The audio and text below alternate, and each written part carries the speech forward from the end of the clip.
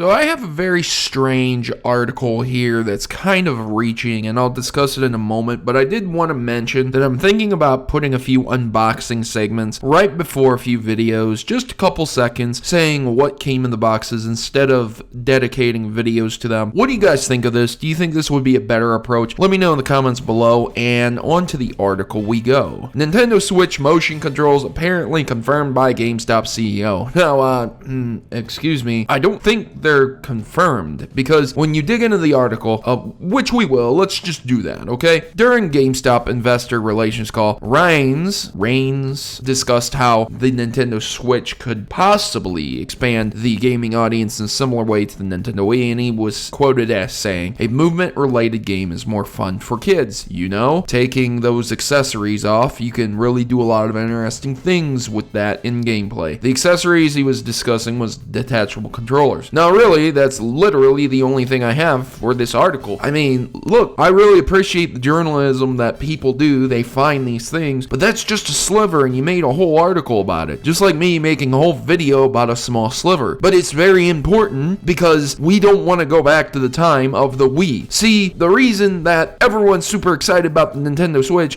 is that you can actually make it into a normal controller. You don't have to use the Joy-Cons separately. You don't have to wiggle them around. You don't have to point at your screen and press the A button to fucking do something. You don't have to wiggle them to spin Mario. You can play it as an actual controller. And that's why everyone's super excited. Children probably love motion controls. Children probably happy about it. Yay, good for them, okay? But hardcore gamers, the casual gamers, and everyone under the sun pretty much have stated that they're tired of motion controls. Motion controls was an interesting gimmick from years back, and that they really just want a dedicated controller for Nintendo. And that's why everyone's happy. So that's why this is very bad news for me, in the very least, it's bad news. Because, yeah, guess what? We're going back to motion controls for certain games. For certain Nintendo segments, we're probably going to have to be forced to use motion controls. Think about it for a second. Could you essentially play through certain Mario games without using motion controls? No. Why? They're not a huge part of the game. Some of the Mario games barely even use them. But for certain parts, you have to move the controller sideways, up and down, to move a platform or something for whatever reason. And that's super annoying.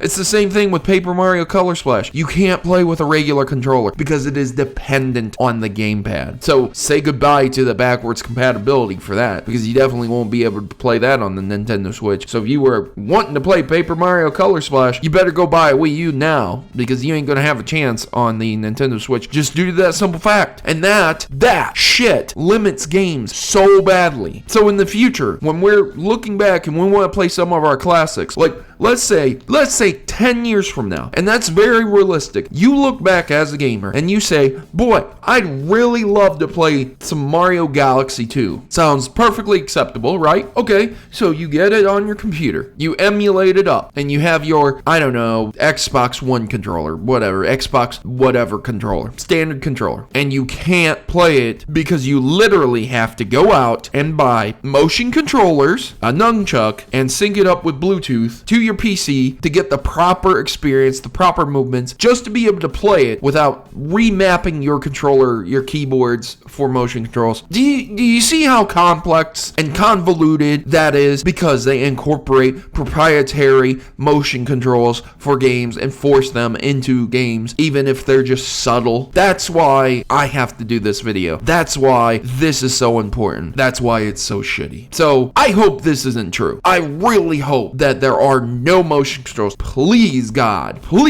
get rid of them, Nintendo.